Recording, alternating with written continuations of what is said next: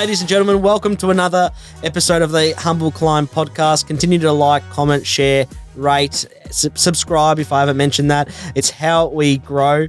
A massive thanks to obviously Pete and Chris Haas for coming on and sharing their journeys in last episodes. I'm sure you've watched that one. If you haven't, make sure you do and continue to show us plenty of love. Today's story is a pretty cool one as well, and came through a mutual friend of ours, a guy by the name of James Veneris. Now, the name you probably wouldn't have heard, but it's all about continuing to bring real stories from real people. James Veneris, he runs a really popular paella.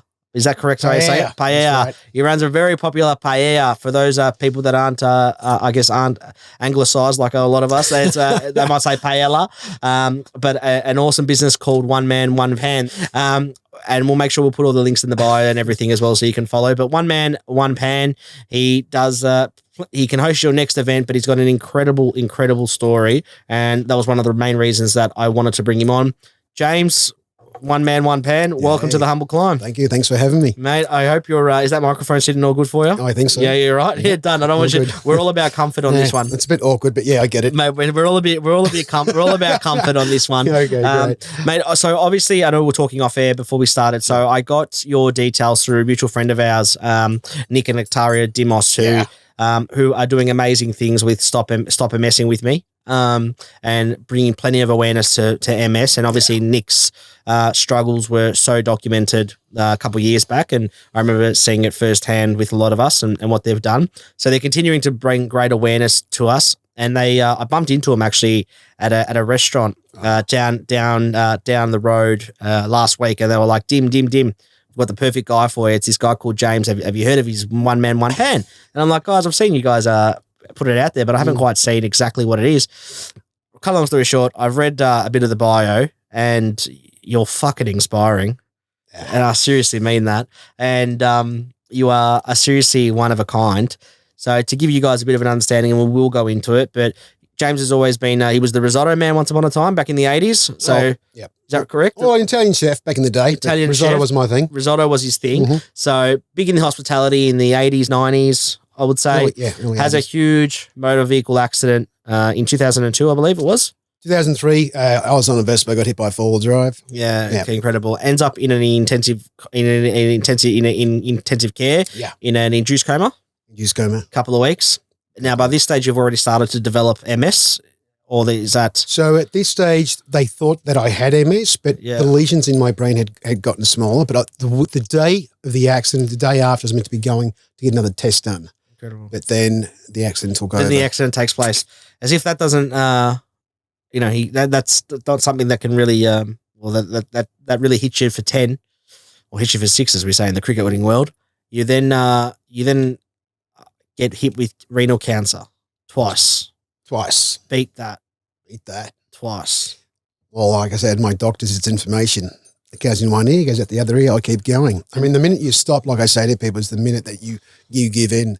In my case, there was no way I was going to give in. Like, the accident was bad enough because back then they said I was never going to walk.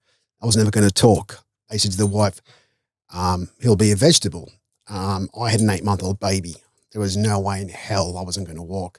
So I proved them wrong, and I did walk. It took a while, but I also did talk as well. But in saying all that, I was also much bigger than what I am today due to medication. But don't get me wrong, we all need medication. There are reasons why we all take it. In my case, I knew that I called myself Humpty Dumpty. They put him back together again. Like, I tore the aorta, break my sternum, break my back, break my hips, did a lot of work. But in saying all that, I gave up all my meds and took up yoga and meditation and proved them wrong again. They fixed me by putting me back together again, but they couldn't fix this and they couldn't fix that. Yeah, of course. I had to fix that.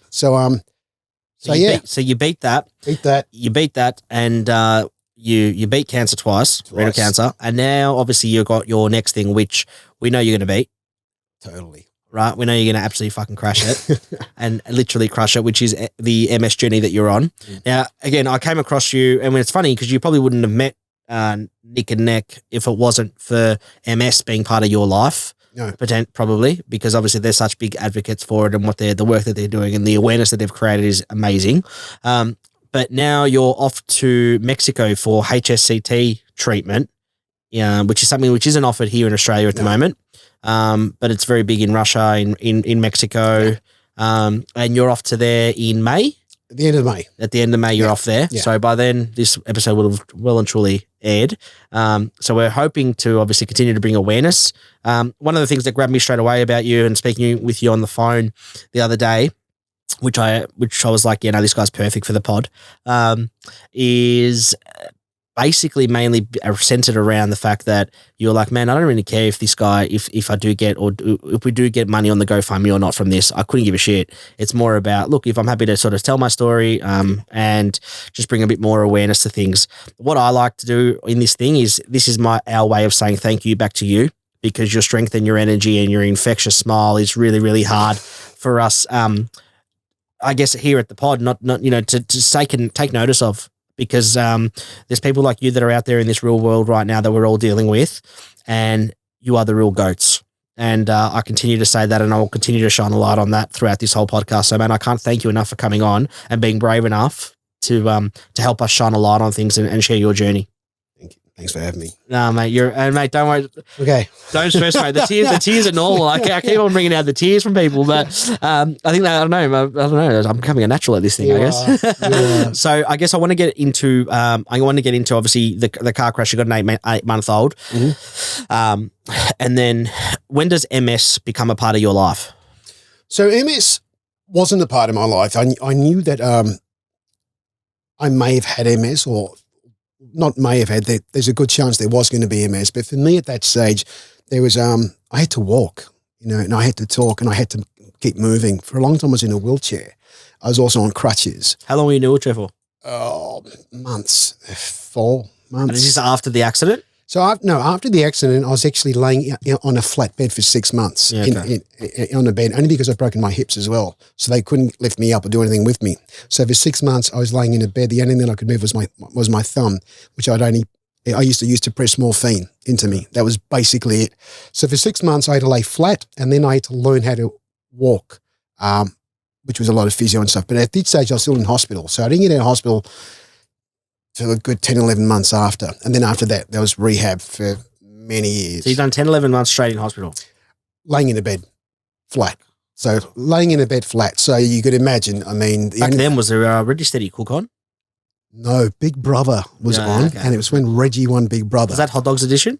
I can't even recall, man. But my thing back then was I was so drugged up. Like, all I remember was Regina, this name Regina, constantly on TV. People getting me, shut up, Reggie's on. She was from Tassie. That's all I remember. That's all I remember. Reggie winning Big Brother. That was my thing in hospital. Like, all the nurses would come into my room, and it was really cool because the nursing staff and I became really, really close. And so every night when the hospital used to close down, they'd come into my room, sit in the bed, bring out biscuits and coffee and tea, and they'd all drink and talk with me. Funny story about Big Brother. I used to, it was my favourite show ever. Yeah. And back then they used to have Big Brother Uncut. Yes, I remember that. So Mum, I was in primary school, and Mum obviously always made sure I was in bed at a suitable hour, 8:30, whatever it was. But I used to sneak out because Big Brother Uncut used to start at 9:45. And obviously for us back then, man, I'm seeing people kissing and I'm getting so excited. I loved it. I loved every bit of it. Wow. But it's funny. So you're on a bed and obviously doing everything you can. Mm-hmm. Fast forward your journey as to everything that you're doing, and what happens. When I guess you get diagnosed formally with MS in, what was it, 20? Look, I'm going to lie to you. I can't recall. With me, I think they all become a blur. Yeah. Because it's not like there's been MS. Apart from the cancer, there's been other cancers as well, which I don't really bring up anymore. But the thing is, there's been so much going on that everything's a block. Yeah. Like I was diagnosed, I don't know, 8, within the last 10 years sometime. I can't recall. Maybe a bit earlier. But for me, I don't recall numbers anymore. I tend to block them away. Yeah. And then and then obviously the renal cancer, was that back in 2017? Yes. Yeah. Yes. That I do remember. Yeah. Because that's 2017. So obviously at this stage, how are you with your health when you get diagnosed with that? Look, I think, I was okay. The thing was, I was getting fit. I was kind of active, not extremely active, but kind of active. But I remember coming home and complaining about a stitch and dropping to the floor. And I was alcohol for 2 hours. The way I remember this was we have a little dog, little Shih Tzu, who was licking my face. When I fell down, it was 12 o'clock. When I woke up, it was 2 o'clock. Yeah. I couldn't walk a straight line. But somehow I got into a car and rushed myself to the doctors. He said to me, excuse me, it may have been the Panadol because I hadn't touched the Panadol in over 20 years. Go home, you'll be fine. Within 5 minutes, the ambos were at the front door. He said to me, you're getting rushed into hospital. I've gone, what for? Because he actually thought it was this, the aortic stent had actually ruptured. I was bleeding internally. Yeah. It wasn't till I was in there for about 6 days. On the 5th day, which was my birthday, I remember the nursing staff wishing me a happy birthday, getting me a cake, and then the doctor walking in and saying, it's cancer. Mm. And I'm like, what do you mean it's cancer? He goes to me, well, this is why we kept you in, because your blood cell count wasn't great. But we realised there's a huge golf ball growing behind your kidney. Wow. And I've just gone, you're kidding me. But me being me is like, bring it on. Yeah. Let's beat this as well and let's keep going. And that's what I did. I remember telling the doctor, right, go away, we're cutting the cake. Yeah. And that's what we cut the cake. Everybody around me was pretty emotional. I just kind of laughed and thought, you know what? It is what it is. So you beat that the first time? Beat that the first time. It comes back again. How quick does it come back? 2 years later. Okay. So, yeah. And have you started MS treatment at all here during that time? I have started. I was on an infusion for 6 months. I did an infusion every 6 months for about 3-4 hours. Yep. But then had to stop that.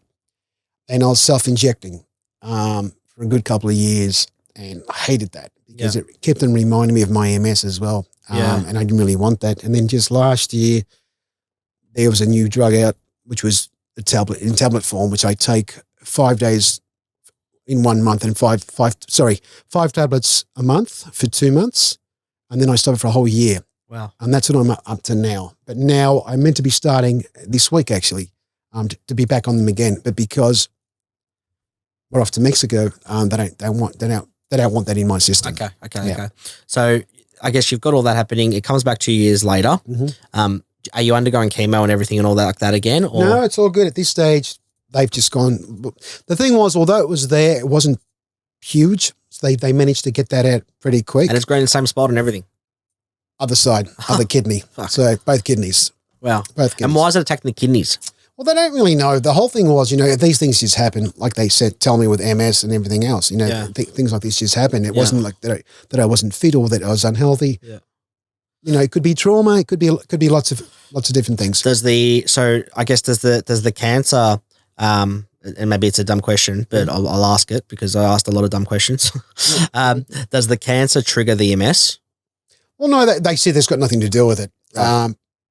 Look, if you ask me with cancer and everything that we go through, I think trauma triggers everything. Mm. I've realized by keeping myself healthy up here, I kind of play it so I'm kind of okay. The minute that I go into danger mode in my head, I find that the whole body just breaks down.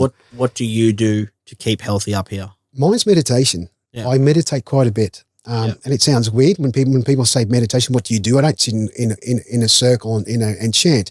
For me, meditation is just closing my eyes and making sure that I'm in tune with my breath and my body and understanding where pain is. The funny thing is, and this is how I discovered meditation. Back when I was laying in a bed for 11 months, I could pinpoint pain in my body and switch it off. Doctors thought, I'd never tell the doctors. I mean, they'd give me a tablet to switch it off, but I could literally go there, follow it in my... Sort of identify where where it was and just switch it off. And I find that's what's always worked for me. Till today, I still do that. Yeah. So you're meditating daily? Not daily. I think I'd say maybe 3 times a week, early in the morning. So when I get up, before I even do anything, I try to get up with the sun. So before the sun comes up and do about 15, 20 minutes. Are you doing it outside or outside? Yeah, outside. Backyard. For me, I mean, get me out in the backyard and I'm fine. So my backyard's got lots of trees and stuff, so nice. It's pretty peaceful. I guess now that you've beaten the cancer for the second time, has that now allowed you? I guess it's like you put out one fire. Is it now okay? Fuck. Now I'm focusing on the MS and clearing this out of my life. The whole MS thing was, I knew I was a TU rating, but I'm not one to actually complain. So I keep plodding along like there's nothing wrong. My wife realised before Christmas something was up. This Christmas? Yeah, because she realised with the way I was walking and forgetting things and dropping things. So she picked up. I was never going to say anything about it. She did all her research into Mexico and all that kind of stuff. She tried to have that conversation with me. I wouldn't allow it to happen. It wasn't until I saw my orthopedic surgeon, I said to him, am I not walking properly because of the breaks in my leg? Because I broke my femur. And he said, look, mate, you don't even have any arthritis in your leg 20 years on. I go, then what is it? He goes, me, it's your MS. Yeah. That's when everything fell apart. And I fell up to bits. And I said to Claudia, I can't do this anymore. I can't find it anymore. And she said to me, well, okay, let's have the conversation. This is where we're at. This is what I've done. It's up to you to give me the go-ahead, yes or no. What do you want to do? This is just before Christmas? This was just after Christmas, start of January. Yeah, okay. January. So you've made, I guess, as to where it is, and then obviously you've met people, I imagine, and spoken to people like Nick and Nick who have told you their experiences about HSCT and how that all works, I imagine. Yeah, so with Nick, it was really funny. Like you said, we all meet people by chance, and who knows how we all meet. But I was doing a paella party for a friend of his. Paella, I love it. Yeah, or paella. I love it. Many different ways of calling it. Spanish, bro. I feel like Rafael Nadal right now. Vamos. So I was there cooking, and I got introduced by by his cubata. Yeah. And said to me, you know, I'm pretty sure this is cubata. I might be completely wrong, but I don't recall. But she said to me, you know what?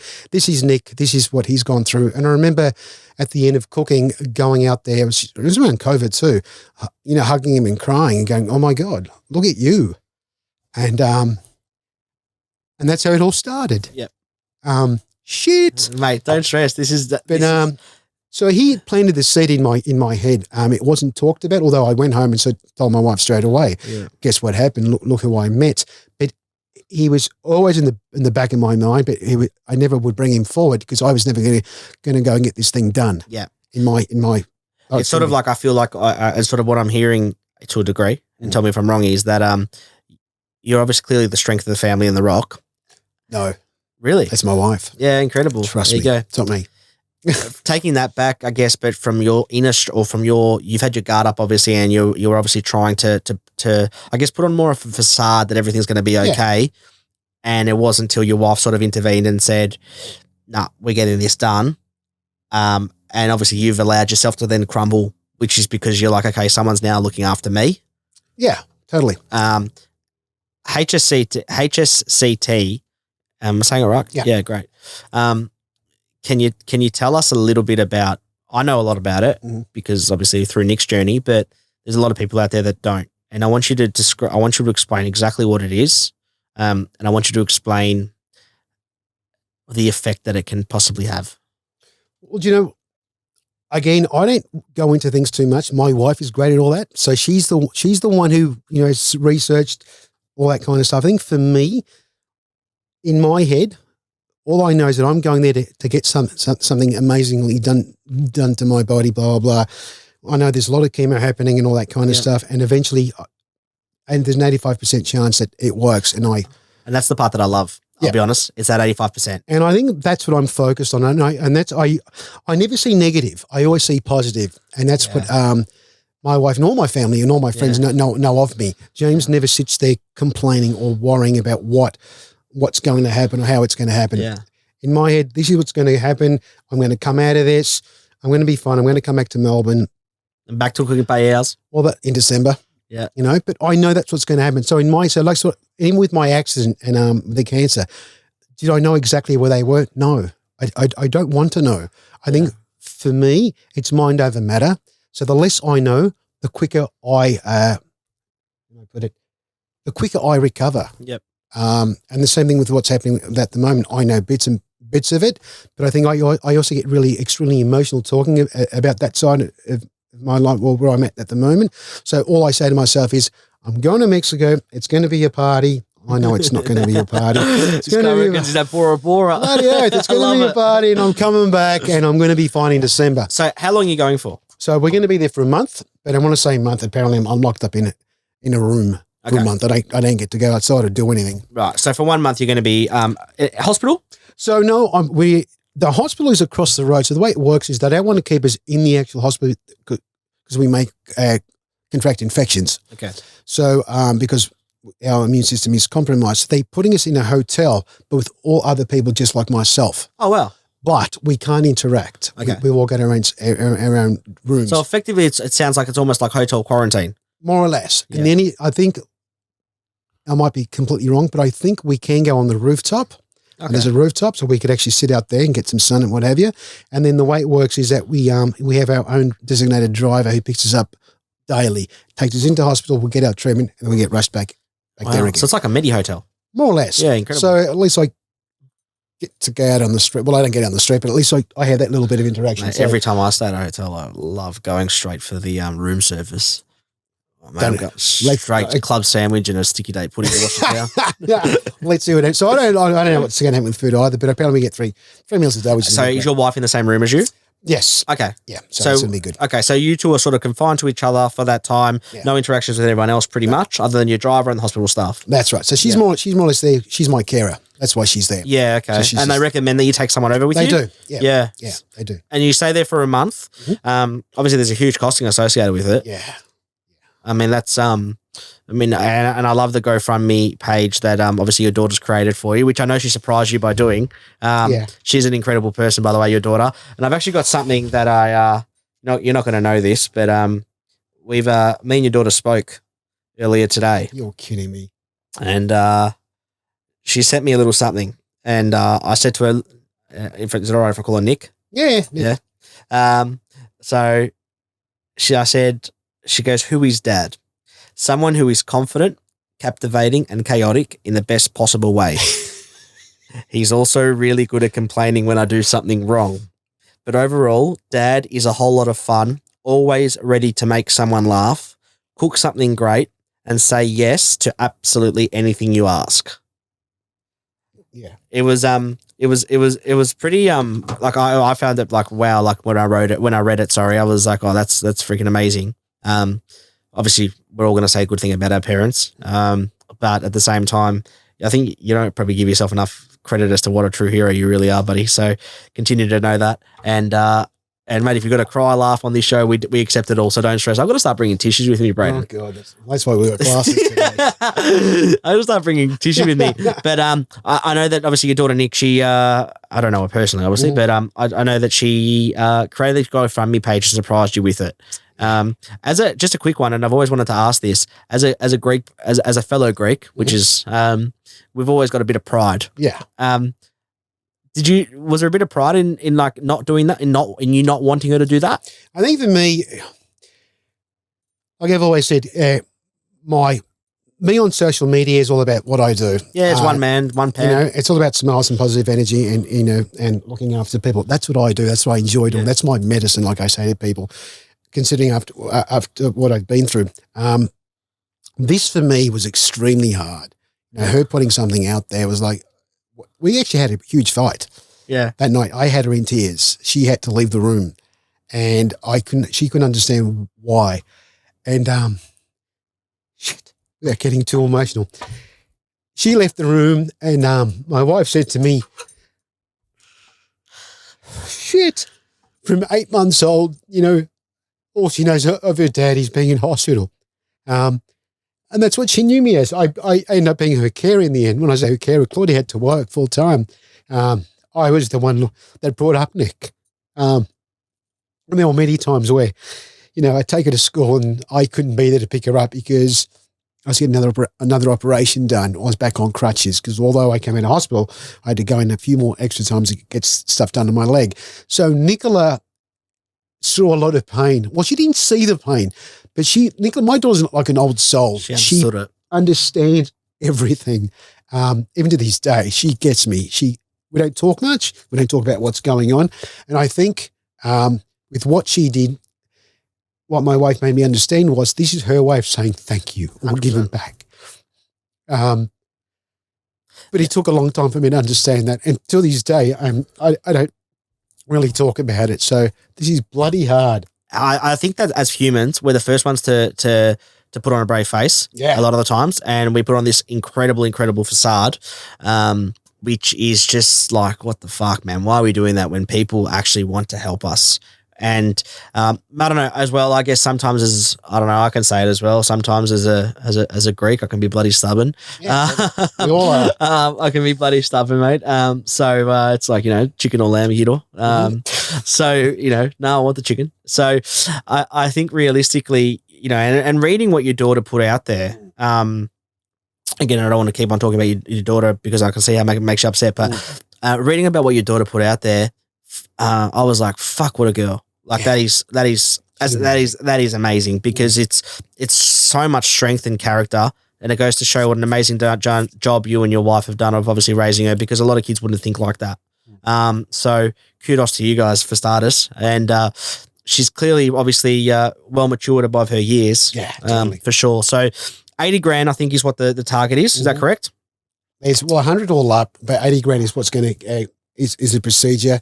The other 20 is airfares and right. all Okay, that stuff. 80 grand, yeah. So who do you fly with? But just out of curiosity, I think Qantas. Did they go there? No, no Qantas. No, Qantas is going to take longer going with Qantas, believe it or not. Yeah, okay. So I think we end up going with the United.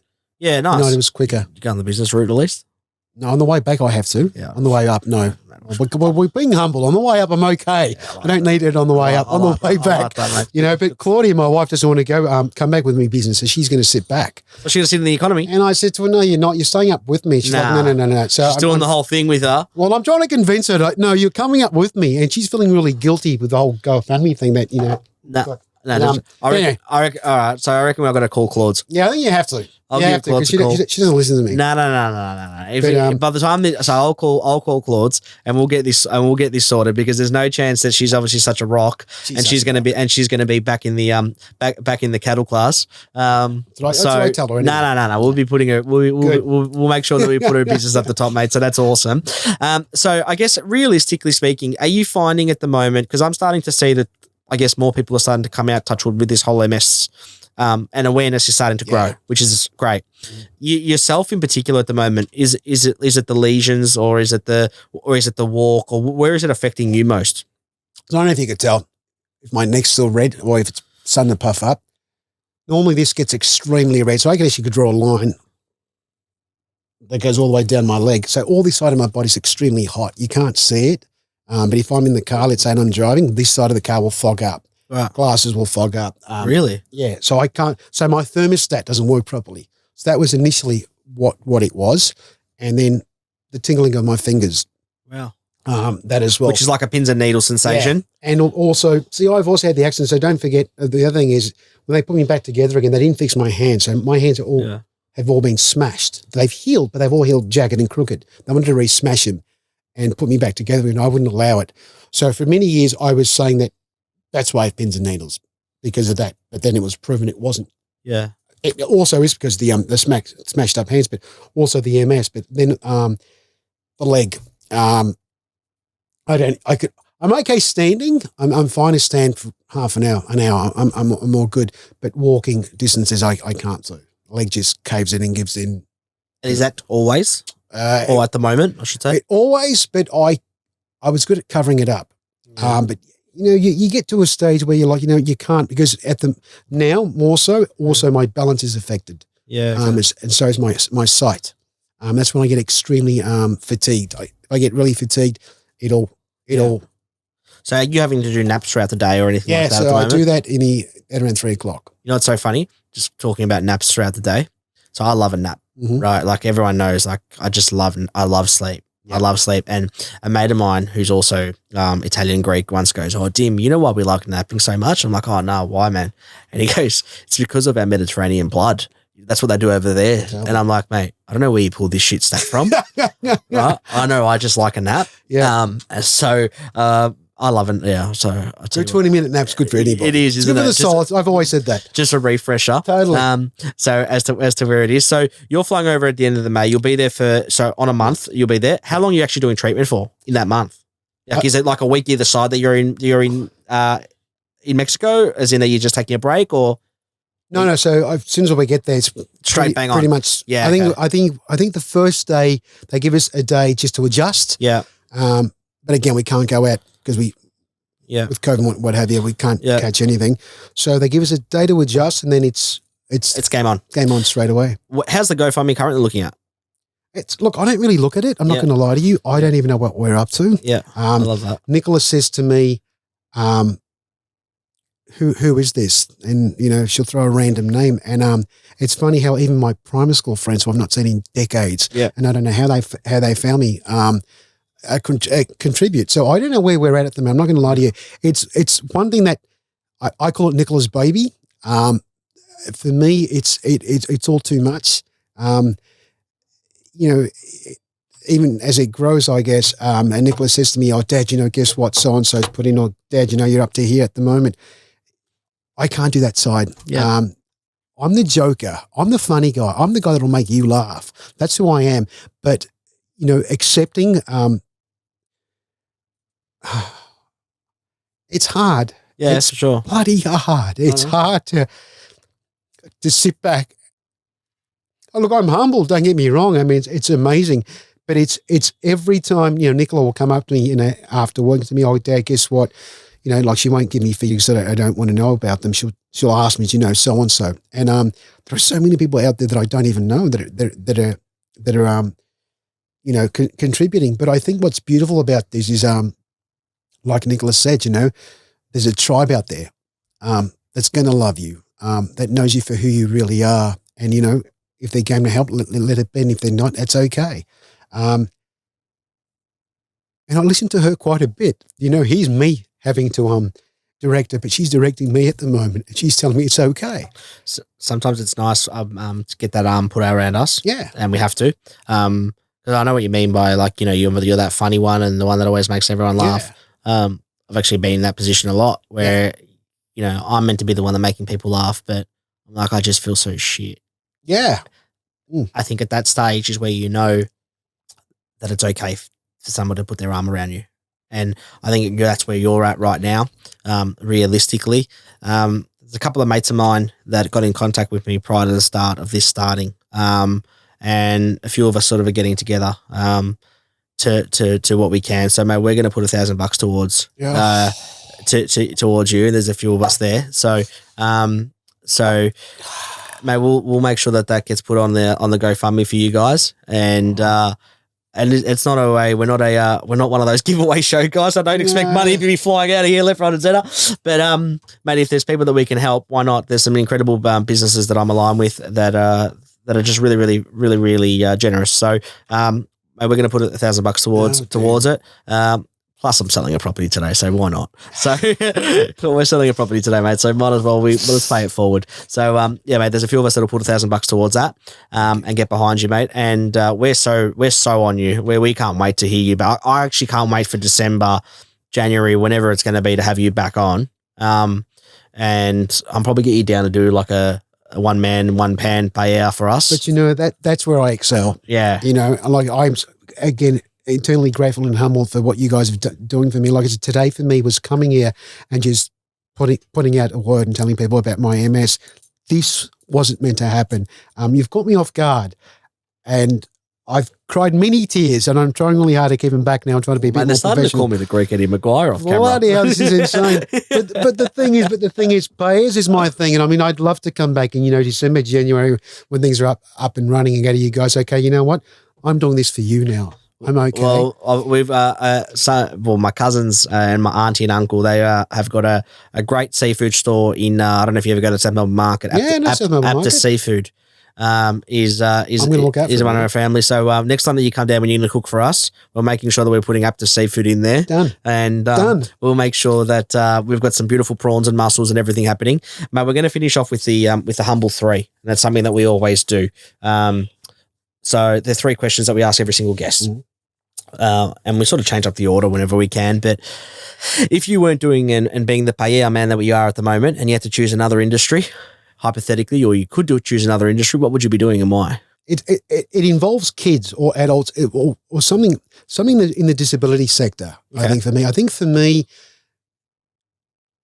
Giving back? Giving back. Yeah. I think giving back. Awesome. Definitely. It's an awesome response. Definitely. That's actually a really cool one. Yeah.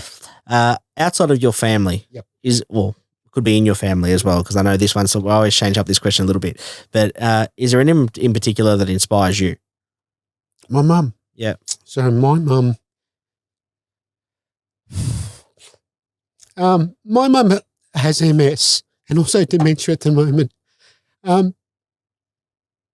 But she was amazing. Like, I mean, I think back to How old's mum? mum's only in her early 70s, but if you look at mum, she looks like she's 40. And where's she from in Greece? She's from Garbanisi. You know Garbanisi. So up top. Okay, and dad? Dad's from Githera, though the Ganyasa, so down the bottom. Okay.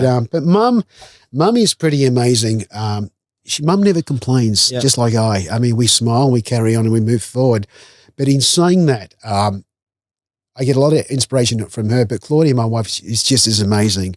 I mean, he's a lady who, she does all the behind the scenes work for me. You know, she's the one who pretends that, you know what, my world is amazing. Well, not pretend. She makes sure that my world is amazing. I don't think I've never ever seen Claudia complain or crumble. Okay. She just doesn't stop.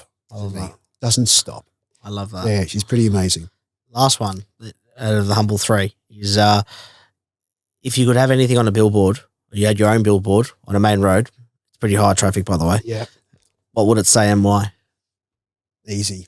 Inspire before we expire. Oh, I like that one. That's a nice one. Yeah, and I think that's what I do with Paez as well. I mean, it's taken me a while to speak up about what I go through on my journey, but I think it's also been my medicine.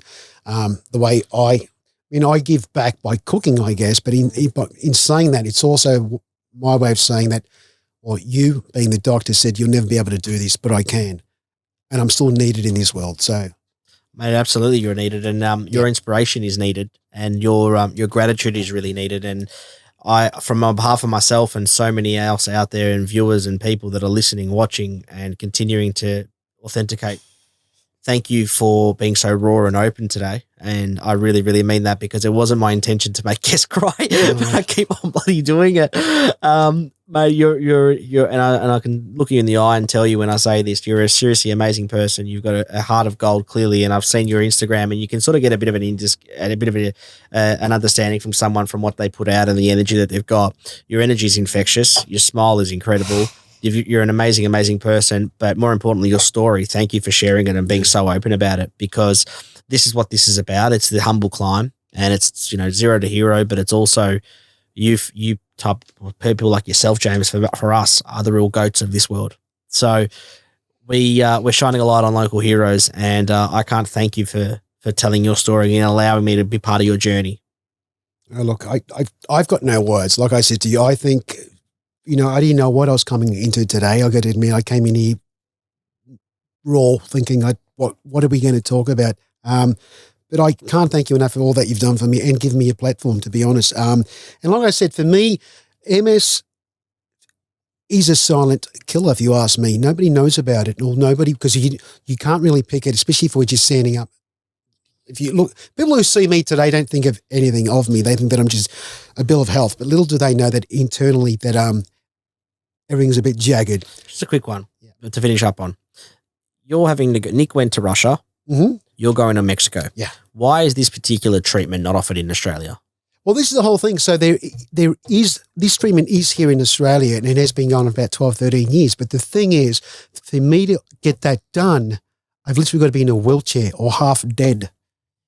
So they won't even allow me to give it a go. And apparently in the next 10 years, it will be offered in Australia.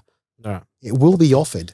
But right now, it's not going to be offered. And I'm at an age now where I'm not getting any younger. I'm 52 next month, for God's sake. 52 next month. You never told you look like Damien Oliver and Glenn Boss in one. Wow. Mate, you're like the Greek jockey. I love it, mate. So, yeah. Incredible. I wanted to ask that because it just slipped my mind before. And as I said, it was always something that I wanted to know. Ooh. Mate, I thank you, and I really mean it. Thank you so much for coming on. Guys, continue to like, comment, subscribe, rate, do everything else, and share, and continue to allow. And thank you, James, more importantly, for allowing us to be part of your journey and sharing you on your platform. We can't wait to have you back. We're going to have some incredible snaps of One Man, One Pan and everything that he's doing. And I can't wait for our Christmas party where the Paella Man comes out. And we're going to have the freshest of seafood from Apta Seafood in South Melbourne Market as well. And we'll go from there. Guys, that's a wrap. Thank you, mate. Thank you so much. Thank you, brother.